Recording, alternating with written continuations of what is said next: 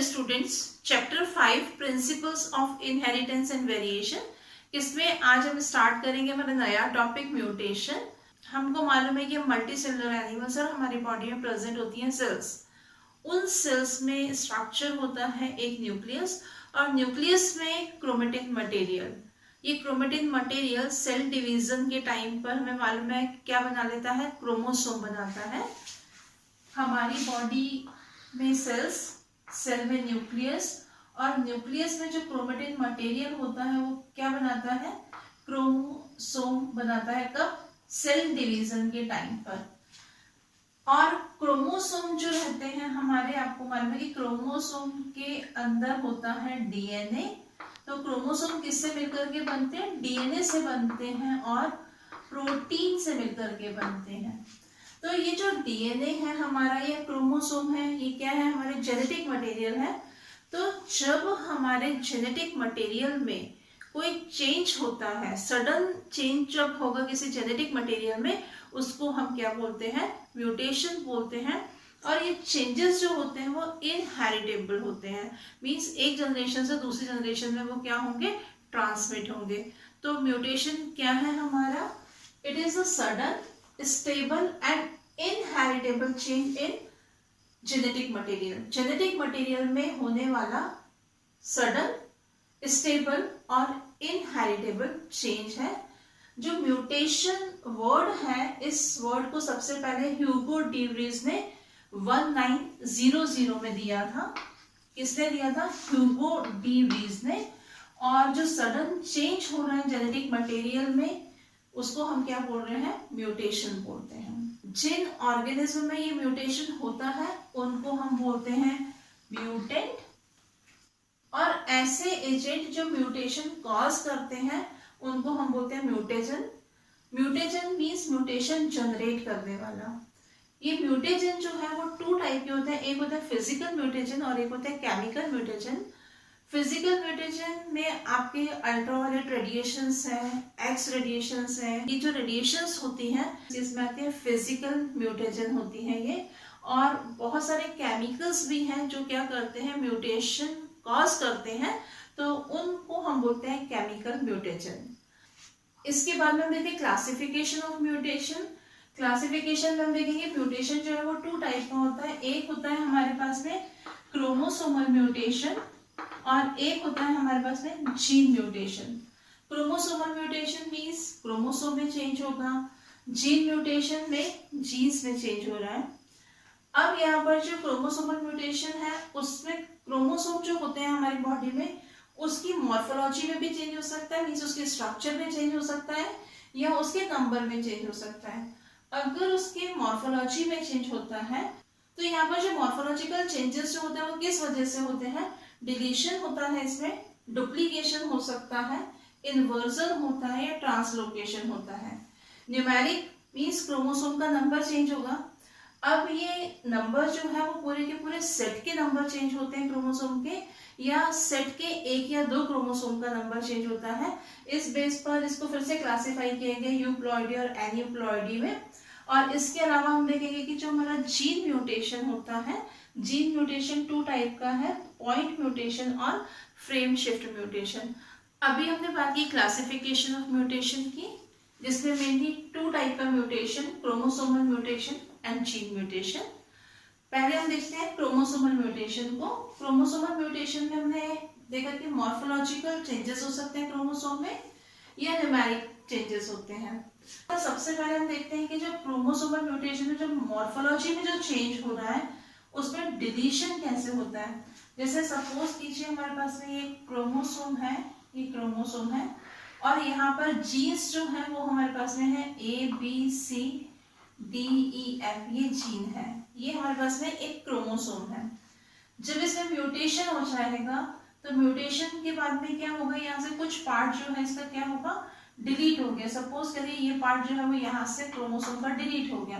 तो पहले क्रोमोसोम ऐसा है जिसमें कि कितने जीन है, ABCDEF ये जीन है, पर जब इसमें डिलीशन होगा तो डिलीशन के बाद में क्या होगा, यहाँ पर ABCD और E मीन्स यहाँ पर इतने पोर्शन का क्या हो गया, डिलीशन हो गया। क्रोमोसोम में डिलीशन हुआ, जिसकी वजह से उसकी मॉर्फोलॉजी में चेंज आया।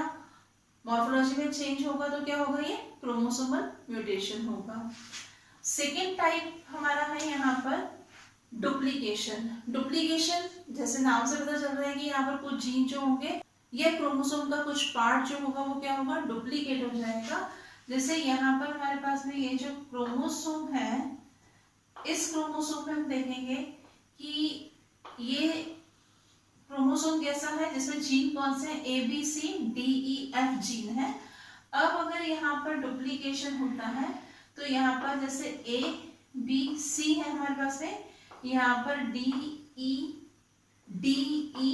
और एफ, इस तरह से यहाँ पर हम क्या देख रहे हैं, यहाँ पर क्या हो गया, डुप्लीकेशन हुआ किसका, जो डी ई से हमने जिस जीन को शो किया था वहां पर क्या हो गया, अपना डुप्लीकेशन हो गया।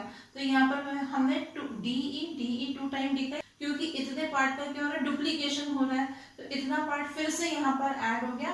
तो यहाँ पर ये क्या हुआ, डुप्लीकेशन हुआ, जिसकी वजह से इस क्रोमोसोम में हमने क्या देखा कि इसकी लेंथ जो होगी वो इंक्रीज हो जाएगी। नेक्स्ट हम देखेंगे इन्वर्जन।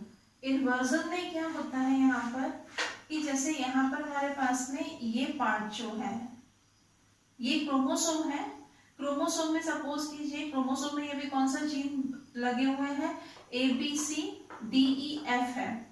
अब अगर इन्वर्जन होता है तो इन्वर्जन में क्या होगा, जैसे ये वाला पार्ट जो है, इतना पार्ट जो है वो यहाँ से ब्रेक हुआ, टूट गया, और वो फिर से इनवर्ट फॉर्म में आ जाएगा, यानी कि रिवर्स होकर के यहाँ पर आ जाएगा। तो यहाँ पर जीन का सीक्वेंस अब क्या हो जाएगा, डी, और यहाँ पर क्या हो जाएगा, ये एफ और ई। तो इसे हम बोलते हैं इन्वर्जन। ये क्रोमोसोम था, म्यूटेशन से पहले ये क्रोमोसोम में जीन कौन से हैं, A B C D E F, ये जीन है इसके ऊपर। अब जब इसका इन्वर्जन होगा, इसमें क्या होगा कि ये पार्ट, क्रोमोसोम का ये पार्ट जो है वो ब्रेकडाउन होगा, टूट जाएगा, और टूटने के बाद में फिर से ये क्या होगा, इन्वर्ट फॉर्म में अटैच हो जाएगा क्रोमोसोम के साथ में। तो अब इसका सीक्वेंस क्या हो गया, हमारे पास में जीन था A B C D F और ई। तो इसे हम क्या बोलते हैं, इन्वर्जन बोलते हैं। इन्वर्जन की वजह से क्या हो रहा है, क्रोमोसोम की मॉर्फोलॉजी में चेंज हो रहा है। अब हम देखेंगे ट्रांसलोकेशन। तो ट्रांसलोकेशन क्या है, ट्रांसलोकेशन में जैसे मान लीजिए हमारे पास में यहाँ पर ये 2 क्रोमोसोम्स हैं, इन क्रोमोसोम में यहाँ पर हमारे पास में क्या है, A B C D E F, ये जीन है, और इसमें हम जीन शो कर देते हैं 1 2 3 4 5 6 से। तो क्या होगा, यहाँ पर इस क्रोमोसोम का कुछ पार्ट जो है वो ब्रेकडाउन होकर के इस क्रोमोसोम से अटैच हो जाएगा। तो इससे क्या होगा, इस क्रोमोसोम की लेंथ जो होगी वो क्या होगी, डिक्रीज हो जाएगी, और यहाँ पर ये जो दूसरा क्रोमोसोम है इसकी लेंथ जो होगी वो इंक्रीज हो जाएगी। तो इसमें यहाँ पर कौन से जीन होंगे हमारे पास में, ए बी सी, और ये जीन जो होगा यहाँ पर डी होगा। यहाँ पर हमारे पास में 1 2 3, और यहाँ पर क्या है 4 5 6, और ये कौन सा जीन है, यहाँ पर ई एफ पार्ट जो है वो इसके साथ में अटैच हो गया। तो जब क्रोमोसोम्स में, यानी कि 2 क्रोमोसोम्स में क्या हो रहा है कि एक क्रोमोसोम का पार्ट जो है यहाँ से डिलीट हो रहा है, और कहाँ पर ऐड हो रहा है, इस वाले क्रोमोसोम पर ऐड हो रहा है। तो जिसकी वजह से एक क्रोमोसोम की लेंथ जो है वो क्या हो गई, डिक्रीज हुई, और एक क्रोमोसोम की लेंथ जो हुई वो इंक्रीज हो गई। तो ये जो ट्रांसलोकेशन है, ट्रांसलोकेशन की वजह से क्या हुआ, क्रोमोसोम की मॉर्फोलॉजी में चेंज हुआ, जो कि एक तरह का क्या है, म्यूटेशन है। इसके बाद में हम बात करते हैं ट्रांसलोकेशन में ही रेसिप्रोकल ट्रांसलोकेशन की। रेसिप्रोकल ट्रांसलोकेशन में क्या होता है कि यहाँ पर जैसे हमारे पास में ये 2 क्रोमोसोम्स हैं, इन क्रोमोसोम में हम देख रहे हैं कि फर्स्ट क्रोमोसोम में हमारे पास में जीन कौन से हैं, A B C D E F है, और सेकेंड क्रोमोसोम पर 1 2 3 4 5 6 है। क्या हुआ कि इसका ये पार्ट यहाँ से टूटा, और इसका ये पार्ट जो है यहाँ से कट हुआ। तो अब क्या होगा, यहाँ पर ये जो क्रोमोसोम है, इस क्रोमोसोम का ये पार्ट इस सारे क्रोमोसोम से अटैच होगा, और इस क्रोमोसोम का ये पार्ट जो है वो इसके साथ में अटैच हो जाएगा। तो यहाँ पर हमारे पास में सीक्वेंस जो होगा वो जीन का क्या हो जाएगा, ए बी सी, और ये होगा हमारे पास में डी, और यहाँ पर 5 6, और दूसरा हम देखेंगे कि यहाँ पर क्या सीक्वेंस हो जाएगा हमारे पास में 1 2 3 4 और यहाँ पर ये EF मीन्स यहाँ पर क्या हुआ, दोनों क्रोमोसोम के सेगमेंट जो है वो क्या हुए, स्मॉल पीसेस उसके अलग हो गए और इस क्रोमोसोम का पीस जो है वो इस क्रोमोसोम से अटैच हो गया, इस क्रोमोसोम का पीस जो है इससे अटैच हो गया। तो इस तरीके से क्या हुआ, यहाँ पर रेसिप्रोकल ट्रांसलोकेशन हुआ यहाँ पर और मॉर्फोलॉजी चेंज हो गई किसकी, क्रोमोसोम की, जो कि क्या है, एक तरह का म्यूटेशन है। इसके बाद में हम बात करते हैं न्यूमेरिक म्यूटेशन की। ये था मॉर्फोलॉजिकल म्यूटेशन, इसमें क्रोमोसोम की मॉर्फोलॉजी में चेंज हो रहा था। अब हम बात करते हैं न्यूमेरिक म्यूटेशन की। न्यूमेरिक में क्या होता है, यहाँ पर change in number of chromosome, chromosome के नंबर में चेंज हो जाता है, चेंज इन नंबर। तो यहाँ पर देखिए क्या होता है कि जब क्रोमोसोम के पूरे सेट में चेंज होता है तब हम उसको बोलते हैं यूप्लॉइडी, और अगर सेट के जो सेट है क्रोमोसोम का उसमें किसी एक क्रोमोसोम के नंबर में चेंज होता है तो उसे हम क्या बोलते हैं, एन्यूप्लॉइडी बोलते हैं। अगर किसी सेल के अंदर वन सेट प्रेजेंट होता है तो हम ऐसी सेल को बोलते हैं हैप्लॉइड। सेट से मतलब क्या है, यहाँ पर जैसे हम एक कॉमन से एग्जांपल लेते हैं कि ह्यूमन बॉडी रहती है, ह्यूमन बॉडी में नंबर ऑफ क्रोमोसोम कितना रहता है, 46 रहता है। जब गैमेट का फॉर्मेशन होता है, गैमेट के फॉर्मेशन के टाइम पर हमको मालूम है कि इसमें मियोसिस डिवीजन होता है। तो यहाँ पर जो 46 क्रोमोसोम है, ये 46 क्रोमोसोम क्या करते हैं, 23 पेयर में रहते हैं। मीन्स ये जो 46 क्रोमोसोम है ये 1 2 3 4 इस तरह से 23 क्रोमोसोम ये रहेंगे और यहाँ पर ये 23 क्रोमोसोम जो है वो इस तरह से रहेंगे। तो ये जो है किस फॉर्म में रह रहे हैं, पेयर बना करके रहते हैं। ये 2 क्रोमोसोम का पेयर है, 2 क्रोमोसोम का पेयर है। तो इस तरह से यहाँ पर क्या हो रहा है कि ये 23 क्रोमोसोम है और ये भी 23 क्रोमोसोम है। तो ये 46 क्रोमोसोम किस फॉर्म में है, ये 2 सेट के फॉर्म में है। जब रिप्रोडक्शन की प्रोसेस के टाइम पर जब गैमेट का फॉर्मेशन होता है तो जो रिप्रोडक्टिव सेल होती है और वो गैमेट फॉर्म करती है, तब यहाँ पर नंबर ऑफ क्रोमोसोम क्या होता है, हाफ हो गया। मीन्स यहाँ से एक सेट जो है, ये सिंगल सेट जो है वो इस सेल के अंदर आया, ये सिंगल सेट जो है वो इस सेल के अंदर आया। तो यहाँ पर जो सेट होते हैं उसको हम एन से या एक्स से डिनोट करते हैं। तो ये जो सेल होती है जिसमें कि 2 सेट प्रेजेंट है, या 2n और 2x भी लिख सकते हैं इसे हम। तो ये सेल जो होती है इसको हम बोलते हैं डिप्लॉइड सेल। और जब इसमें सिंगल सिंगल सेट आया है क्रोमोसोम का तो इस सेल को हम क्या करते हैं, या तो n से डिनोट करते हैं, और ये सेल्स जो होती है वो कैसी होती है, हैप्लॉइड होती है। तो जब किसी भी सेल के अंदर 1 सेट प्रेजेंट होता है क्रोमोसोम का तब हम उसे बोलते हैं हैप्लॉइड सेल। अगर यहाँ पर 2 सेट होते हैं तब हम उसे बोलते हैं डिप्लॉइड, 3 सेट्स होते हैं तब उसे बोलते हैं ट्रिप्लॉइड, 5 और मोर देन 5 होंगे तब हम उसे बोलेंगे पॉलीप्लॉइडी सेल। तो यहाँ पर जब किसी भी क्रोमोसोम के पूरे सेट का नंबर चेंज हो गया तब उसे हम क्या बोलते हैं, यूप्लॉइडी बोलते हैं। और एन्यूप्लॉइडी में क्या होता है, एन्यूप्लॉइडी में सेट का जो क्रोमोसोम रहता है उन क्रोमोसोम के नंबर में चेंज होता है, पूरे के पूरे सेट का नंबर चेंज नहीं होता है। सेट के किसी क्रोमोसोम का जो पेयर होगा या वही जो सेट का क्रोमोसोम है उसका नंबर चेंज होता है। तो इसमें हमारे पास में 2 पॉसिबिलिटीज रहती हैं, एक तो या तो जो है क्रोमोसोम ऐड हो सकता है, प्लस हो सकता है, या क्रोमोसोम माइनस हो सकता है। अब अगर क्रोमोसोम ऐड होगा, सपोज कीजिए हम एक बात करते हैं कि हमारे पास में 21 नंबर का क्रोमोसोम का पेयर ले लेते हैं। तो यहाँ पर हमारे पास में 21 नंबर पर कितने क्रोमोसोम है, 2 क्रोमोसोम है। 21 पेयर की बात कर रहे हैं यहाँ पर हम कि हमारे पास में जो क्रोमोसोम का पेयर है वो कौन सा है, 21 नंबर का पेयर हमने लिया है, ठीक है। अब उसमें ऐड हुआ, ऐड 1 क्रोमोसोम अगर ऐड हो जाता है तो यहाँ पर हमारे पास में क्या हो जाएगा, ये जो क्रोमोसोम ऐड हुआ इस 21 नंबर का जो पेयर था उसमें 1 क्रोमोसोम ऐड हुआ है तो वो होगा हमारा ट्राइसोमी। ट्राइसोमी क्यों कहा है, क्योंकि 21 नंबर पर हमको मालूम है कि 2 क्रोमोसोम का एक सेट रहता है और जो क्रोमोसोम रहते हैं वो क्या होते हैं, सेट के फॉर्म में अरेंज रहते हैं। तो यहाँ पर अगर सेट में जैसे एक नंबर क्रोमोसोम का इंक्रीज हो गया तो उसे हम क्या बोलेंगे, ट्राइसोमी। और टेट्रासोमी अगर यहाँ पर क्रोमोसोम के 2 क्रोमोसोम इंक्रीज हो गए, ये 2 नंबर इंक्रीज हो गया तब हम इसे क्या बोलेंगे, टेट्रासोमी। अब यहाँ पर ये जो ट्राइसोमी या टेट्रासोमी कंडीशन आ रही है, तो उसका क्या रीजन है? होता क्या है कि जो सेल रहती है, सेल आपको मालूम है कि मियोसिस डिवीजन के टाइम पर अगर हम बात करें तो डिवीजन के टाइम पर सेल में क्या होता है कि क्रोमोसोम का पेयर जो है, पेयर का वन क्रोमोसोम इस पोल की तरफ शिफ्ट होता है और एक क्रोमोसोम जो होता है वो इस पोल की तरफ शिफ्ट होता है।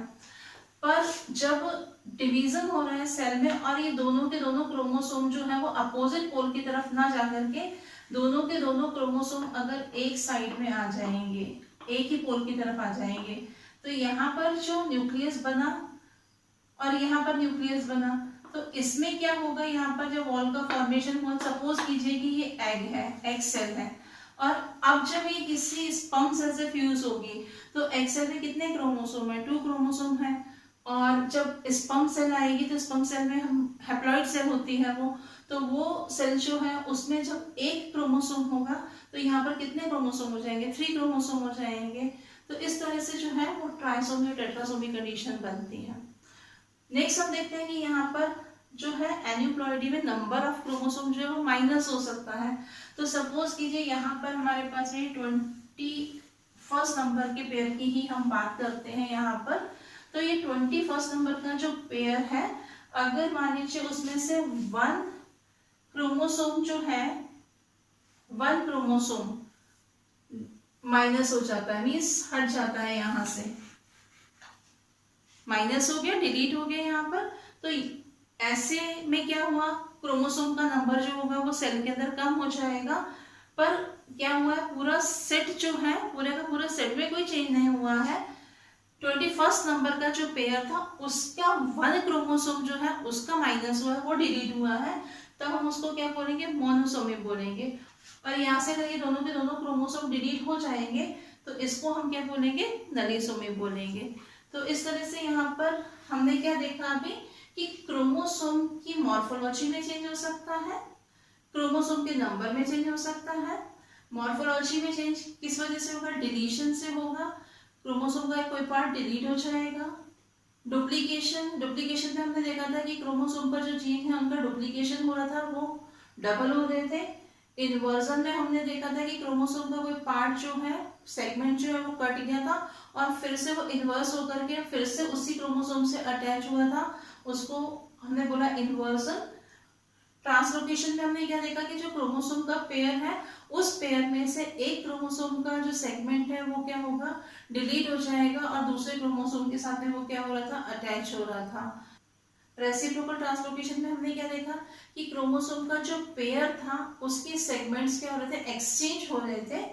न्यूमेरिक में चेंज हो रहा था क्रोमोसोम के नंबर में, सेट में चेंज हुआ तो उसे हमने यूप्लॉइडी बोला। और अगर सेट के किसी एक क्रोमोसोम में या 2 क्रोमोसोम के नंबर में चेंज हुआ, क्रोमोसोम ऐड हुए या डिलीट हुए, तो उसे हमने क्या नाम दिया? एन्यूप्लॉइडी बोला। अगर क्रोमोसोम ऐड हो रहा है तो कितने क्रोमोसोम ऐड हो रहा है? 1 क्रोमोसोम ऐड हो रहा है या 2 क्रोमोसोम? अगर 1 क्रोमोसोम होगा तो ट्राइसोमी, 2 क्रोमोसोम होंगे तो टेट्रासोमी। और अगर क्रोमोसोम का माइनस हो रहा है तो 1 क्रोमोसोम का माइनस हो रहा है या 2 क्रोमोसोम का हो रहा है? अगर 1 का होगा तो उसे हम बोलेंगे मोनोसोमी और अगर 2 का होगा तो उसे हम क्या बोलेंगे? नलीसोमी। क्रोमोसोमल म्यूटेशन के बाद में अब हम पढ़ते हैं जीन म्यूटेशन। जीन्स क्या होते हैं? हमने पढ़ा था कि जो क्रोमोसोम रहते हैं, क्रोमोसोम में क्या होता है? डीएनए और प्रोटीन। क्रोमोसोम डीएनए और प्रोटीन से मिलकर के बना है। तो यहाँ पर जो क्रोमोसोम रहते हैं, क्रोमोसोम के वो सेगमेंट जिन पर कोई इंफॉर्मेशन कोड होती है, या हम बोल सकते हैं कि क्रोमोसोम का वो सेगमेंट जो किसी इंफॉर्मेशन को कोड करता है या प्रोटीन सिंथेसिस की इंफॉर्मेशन कोड होते हैं, उसे हम क्या बोलते हैं? जीन्स बोलते हैं। तो यहाँ पर जीन्स अपने आप में क्या है? एक तरह का डीएनए है। तो डीएनए में जब कोई चेंज होता है तब हम उसे क्या बोलते हैं? Gene mutation. तो पूरे डीएनए में चेंज नहीं होता, यानी कि ये जो सेगमेंट है, जो जीन्स जिसमें इंफॉर्मेशन कोड है, वहां पर अगर कोई चेंज होगा तो उसे हम क्या बोलेंगे? जीन म्यूटेशन बोलेंगे। अगर हम जीन का स्ट्रक्चर देखें तो वो अपने आप में क्या है? एक तरह का डीएनए है। और डीएनए के स्ट्रक्चर हम लोगों ने 11th क्लास में पढ़ा हुआ है। डीएनए पॉलीन्यूक्लियोटाइड चेन होती है, वहां पर बहुत सारे न्यूक्लियोटाइड मिलकर के डीएनए बनाते हैं। डीएनए अपने आप में एक पॉलीन्यूक्लियोटाइड चेन थी। न्यूक्लियोटाइड किससे मिलकर के बनते हैं? पेंटोज शुगर से। डीएनए में हमने देखा था डीऑक्सीराइबोस शुगर होती है, फॉस्फोरिक एसिड रहता है, नाइट्रोजनस बेसिस रहते हैं। और ये नाइट्रोजनस बेसिस जो है वो एडेनिन, गुआनिन, साइटोसिन, थायमिन हमने पढ़े हैं। और आरएनए में हमें मालूम है कि वहां पर थायमिन की जगह कौन सा नाइट्रोजनस बेस होता है? यूरेसिल होता है। और इस पर जो नाइट्रोजनस बेसिस होते हैं, वो नाइट्रोजनस बेसिस जो होते हैं वो क्या करते हैं? अलग अलग इंफॉर्मेशन को कोड करते हैं। तो यहाँ पर जो जीन म्यूटेशन है वो 2 टाइप का होता है। एक होता है पॉइंट म्यूटेशन और एक होता है हमारा फ्रेम शिफ्ट म्यूटेशन। तो पॉइंट म्यूटेशन का हम बहुत अच्छा एग्जांपल पढ़ चुके हैं, जिसमें हमने सिकल सेल एनीमिया पढ़ा था। तो सिकल सेल एनीमिया में हमने क्या देखा था कि जो ग्लोबिन प्रोटीन होता है, उस प्रोटीन में क्या देखा था हमने कि डिफरेंट एमिनो एसिड्स थे। First, second, third, fourth, fifth, sixth, 7, बहुत सारे एमिनो एसिड्स रहते हैं किसमें? ग्लोबिन प्रोटीन में। और कौन सी चेन थी? बीटा चेन थी। तो यहाँ पर हमने क्या देखा था कि जो 6 नंबर पर क्या था हमारे पास में? ग्लूटामिक एसिड था। सिकल सेल एनीमिया में क्या हो गया था? वो चेंज हो गया था किसमें? वेलिन में चेंज हो गया था। यहाँ पर ग्लूटामिक एसिड की जगह वेलिन आ गया था। तो होता क्या है, यहाँ पर जो नाइट्रोजनस बेस था वो कौन सा था? GAG था। GAG जो है वो किसको कोड करता है? ग्लूटामिक एसिड को कोड करता है। पर क्या हुआ था कि यहाँ पर जो म्यूटेशन हुआ वो एक नाइट्रोजनस बेस में हुआ। मीन्स यहाँ का जो नाइट्रोजनस बेस था, ये वाला जो हमारे पास में एडेनिन था, वो एडेनिन जो है वो चेंज हो गया। और वो किससे चेंज हो गया? यूरेसिल से। तो इसका सीक्वेंस क्या हो गया? GUG। मीन्स पहले जो था वो क्या था हमारे पास में? GAG सीक्वेंस था नाइट्रोजनस बेस का, गुआनिन, एडेनिन, गुआनिन। और बाद में इसका सीक्वेंस म्यूटेशन की वजह से क्या हो गया? यहाँ पर GUG। तो हम क्या देख रहे हैं यहाँ पर कि सिर्फ एक नाइट्रोजनस बेस जो है उसमें चेंज हुआ है। मीन्स वो एडेनिन की जगह यहाँ पर क्या आ गया? यूरेसिल आ गया, जिसकी वजह से जो GAG है वो किसको कोड कर रहा था? ग्लूटामिक एसिड को कोड कर रहा था। पर GUG जो होता है वो किसको कोड करता है? वेलिन एमिनो एसिड को कोड करता है। तो इस एक नाइट्रोजनस बेस की वजह से क्या हुआ यहाँ पर? एमिनो एसिड डिफरेंट ऐड हो गया यहाँ पर। तो इसको हम बोलते हैं पॉइंट म्यूटेशन, क्योंकि यहाँ पर हम क्या देखेंगे कि सिर्फ एक पॉइंट में चेंज हुआ है, इसीलिए इसको क्या कहा जाता है? Point mutation. तो हम क्या बोल सकते हैं पॉइंट म्यूटेशन में कि सिर्फ सिंगल पॉइंट में चेंज होता है। कहाँ पर? जो नाइट्रोजनस बेसिस होते हैं उसका कोई भी एक बेस जो होगा वो चेंज हो जाएगा। पॉइंट म्यूटेशन के बाद में हम देखते हैं फ्रेम शिफ्ट म्यूटेशन को। फ्रेम शिफ्ट म्यूटेशन को हम कुछ इस तरह से समझते हैं, जैसे यहाँ पर मैंने लिखा why did the cat eat the rat। यहाँ पर हम 3 अल्फाबेट्स को एक साथ में पढ़ेंगे। तो क्या है हमारा? एक सेंसफुल सेंटेंस है, Why did the cat eat the rat? अब यहाँ पर हम देखेंगे कि अगर हम यहां से सपोज कीजिए इस डी को डिलीट कर देते हैं, पर हमको क्या करना है? हमें पढ़ना क्या है? जो सेंटेंस में हमारे पास में जो अल्फाबेट्स है उसमें 3 अल्फाबेट्स को हमें एक साथ में पढ़ना है। तो यहाँ पर क्या लिखा है? Y IDDTHECATEATTHERAT।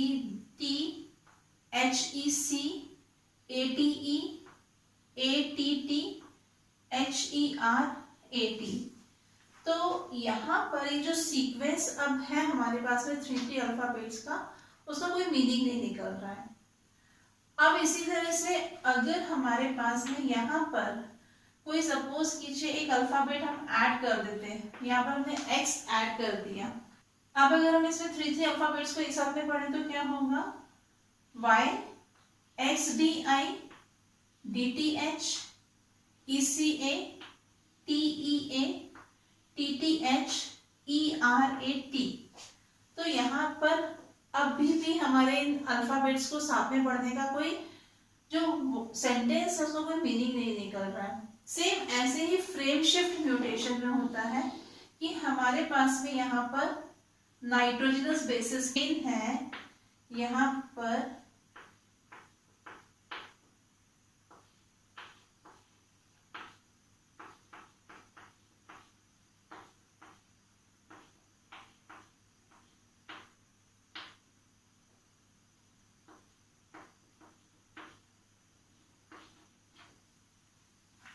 तो इसमें क्या होगा, यहाँ पर ये अलग एमिनो एसिड को कोड कर रहा है, ये अलग एमिनो एसिड्स को, ये अलग एमिनो एसिड्स को, ये अलग एमिनो एसिड्स को। हमको मालूम है कि 3 नाइट्रोजनस बेस का जो ग्रुप होता है वो एक एमिनो एसिड्स को कोड करता है। अगर हमारे पास में यहाँ से एक नाइट्रोजनस बेस डिलीट हो जाता है तो हमारा सीक्वेंस जो होगा वो क्या होगा, GAG। यहाँ पर तो जो एमिनो एसिड पहले कोड हो रहा था वही एमिनो एसिड होगा, पर यहाँ पर अब क्या है, CGA। ये 3 नाइट्रोजनस बेस का एक ग्रुप बन गया, GCU का एक फ्रेम बन गया और ACG का यहाँ पर पूरा का पूरा एक ग्रुप बन गया। तो यहाँ पर एमिनो एसिड तो कोड होंगे पर पहले वाले एमिनो एसिड से डिफरेंट होंगे। तो यहाँ पर अगर सेम ऐसे ही यहाँ पर हम एक किसी नाइट्रोजनस बेस को ऐड कर देते हैं, अगर हमने यहाँ पर एडेनिन को सपोज करो ऐड कर दिया, तो अब यहाँ पर क्या होगा हमारा sequence, GAG ACC GAG CUA और ये CG। तो पहले जो एमिनो एसिड CCG पर कोड हो रहा था वो एमिनो एसिड जो है वो अब ACC पर आने वाला एमिनो एसिड जो होगा वो क्या होगा, वो डिफरेंट टाइप का होगा। तो हमने क्या देखा यहाँ पर कि अगर फ्रेम शिफ्ट म्यूटेशन में अगर एक भी नाइट्रोजनस बेस ऐड होता है या डिलीट होता है, डिलीट होने से भी और ऐड होने से भी पूरा का पूरा जो फ्रेम है वो फ्रेम जो है वो चेंज हो रहा है। कौन सा फ्रेम, जो एमिनो एसिड को कोड कर रहा है। इसीलिए इस म्यूटेशन को नाम दिया गया है फ्रेम शिफ्ट म्यूटेशन। जब फ्रेम पूरा का पूरा चेंज हो गया मींस फ्रेम ही शिफ्ट हो गया। फ्रेम शिफ्ट होने से क्या होगा, एमिनो एसिड का सीक्वेंस जो होगा वो क्या होगा, चेंज हो जाएगा। तो इस म्यूटेशन को हम क्या बोलते हैं, फ्रेम शिफ्ट म्यूटेशन बोलते हैं। तो इस तरह से हमने आज 2 टाइप के म्यूटेशन पढ़े, क्रोमोसोमल म्यूटेशन क्रोमोसोम में होने वाला चेंज, जीन म्यूटेशन जीन में होने वाला चेंज। क्रोमोसोमल म्यूटेशन में हमने देखा मॉर्फोलॉजिकल चेंज जिसमें स्ट्रक्चर चेंज हो रहा था क्रोमोसोम का, और हमने साथ में देखा न्यूमेरिकल चेंज यानी कि जिसमें नंबर चेंज होता है क्रोमोसोम का। और जीन म्यूटेशन में हमने पढ़ा पॉइंट म्यूटेशन। पॉइंट म्यूटेशन में सिंगल नाइट्रोजनस बेस चेंज होता है। और फ्रेम शिफ्ट म्यूटेशन में हमने क्या देखा था कि एक सिंगल नाइट्रोजनस बेस के डिलीट होने से या एडिशन होने से पूरा का पूरा जो फ्रेम है वो शिफ्ट हो रहा था, इसीलिए इसको हमने नाम दिया था फ्रेम शिफ्ट म्यूटेशन। तो इस तरह से ये टॉपिक हमारा यहीं पर कंप्लीट होता है। नेक्स्ट क्लास में हम नेक्स्ट टॉपिक स्टार्ट करेंगे। Thank you.